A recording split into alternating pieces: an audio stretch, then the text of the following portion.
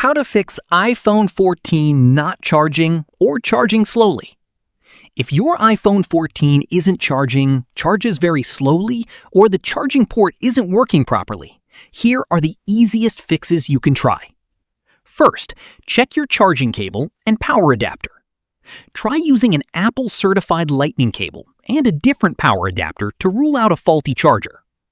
Next, inspect the Lightning port on your iPhone. If you see dust or lint inside, gently remove it with a soft, non-metal tool.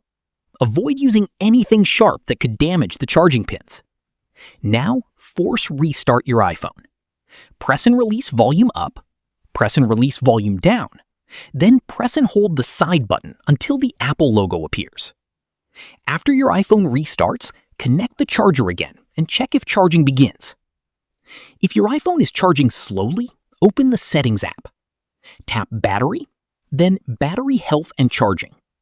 Make sure optimized battery charging is enabled, and check your battery health to see if the battery may need service.